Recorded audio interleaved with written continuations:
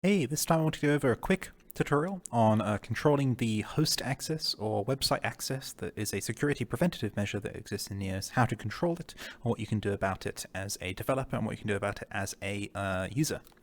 So let's get started by talking about what this even is. So Neos has various capabilities of accessing external websites. For example, you might phone home to neos.com, your favorite website, Google, Facebook, whatever website you can imagine, Neos can talk to it. But by default, it won't allow each individual user to talk to it unless it's been allowed. It actually protects you against that, and it will pop up a window saying, do you want to allow your Neos to access this website? And then you as a user have a choice to allow or deny it. I'm going to show you how that process works.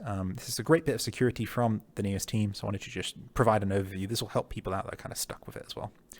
So over here in Smooth POV, I have a little bit of logics. It's only a little bit, I promise. I'm going to explain it very quickly. There's also a video on the getString node, but for users that aren't interested in logics or anything, it's just purely to generate one of the dialogues and talk about it. So don't worry about it too much. All this does is it makes a web request to neos.com. So I'm going to go ahead and hit pulse here, and you'll see that this dialogue appears. I'm going to make it as big as I can. And it says, warning, world is trying to access third-party host. Do you want to allow it? And again, it says target host here, neos.com. It says no reason provided, more on that in a moment. And I can hit allow or deny. If I hit deny, then the web request will not happen. And neos.com will not be aware because the request won't even leave my computer. If I, however, hit allow here, it will be allowed. Which either option you put here is up to you. I'm not going to judge you on it. It's entirely up to you. Make an educated choice. Figure out if you know what's going on here, read the reason here if it's provided, and decide allow or deny. In this case, I'm going to go ahead and hit allow, and that'll let the web request happen. I'm not actually interested in the web request at all, though.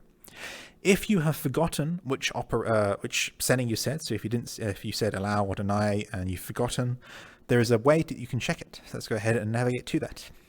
Open up your dash, open up your dash and go to the home screen of your dash and check the debug menu. This is a button on the right hand side here by default. It can be moved around depending on what you've done to your dash, etc. Go ahead and hit debug here.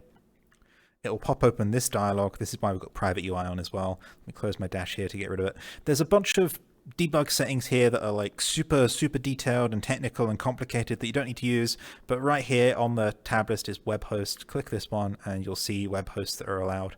I've cleaned this up a little bit just for the purpose of the video. There were a lot more here. There were some denies, but there we go. You'll see every host that you've allowed here. So you can see here I've allowed YouTube, I've allowed googleapis.com, I've allowed 127.0.0.1, which is basically my computer. I've allowed properprime.co.uk. That makes sense. I am Proper Prime after all. I've added neos.com, which is actually the allow that I just pushed here, and cow.zone.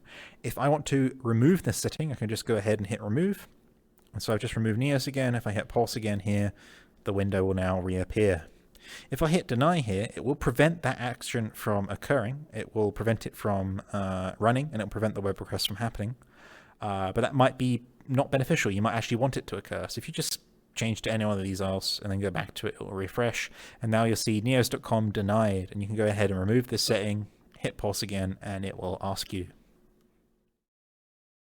So there you go. That is a visual overview of how to protect yourself, basically. Again, the decision here, allow versus deny, is entirely up to you. I'm not going to judge you. Do whatever you would like.